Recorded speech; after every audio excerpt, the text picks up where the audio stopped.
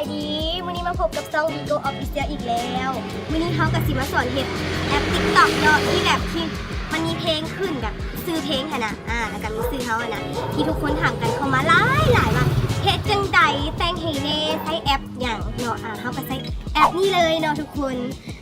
จะเป็นจังใดนั้นก็ขอไปติดตามรับชมกันเลยนี่กันเลยเนาะเข้าไปแล้วเนาะแล้วเขากลับมากดบนบวกเนาะบวกแล้วมันก็เขียนว่าโปรเจกต์ใหม่เขาก็กดเข้าไปเลยนี่แล้วเขาก็กดนี่เนาะเลือกรูปเลยได้ตามใจเลยเนาะว่าเขาจะเอารูปใดแล้วเขาก็เข้าไปรูปเนาะแล้วเขาก็เลือกรูปได้ตามใจเลยเนาะนี่เข้ามาทั้งหมดเนาะเขาก็เลือกเอารูปพวกนี้เนาะเขาก็กดสร้างภาพเนาะนี่หลังจากนั้นเขาก็เห็นอันนี้แล้วก็เลื่อนเนาะเขาก็เลื่อนนี่เนาะเราจะได้เข้าเลื่อนแล้วมันก็เขียนว่าบนตัวที่นี่นะ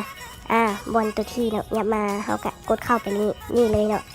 แล้วเขาก็เลื่อนมาเนาะแล้วมันจะเขียนว่าเส้นขีดต่อหัวเรืองเขาก็กดเข้าไปเลยเนาะแล้วเขาก็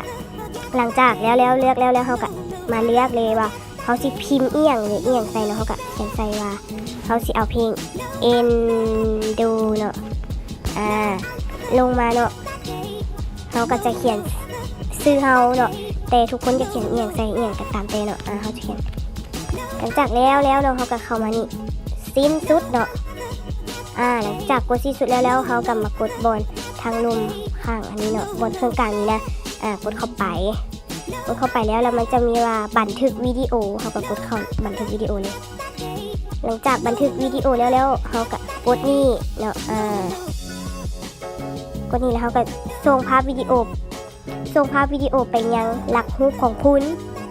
เขาก็กดเข้าไปเป็นจังใดหลังจากเบิ่งคลิปกันแล้วก็อย่าลืมกดไลค์กด Subscribe ให้ช่องพวกเขานี้เด้อเพื่อเป็นกำลังใจให้พวกเขาในคลิปต่อไปนั่นเองบ๊ายบาย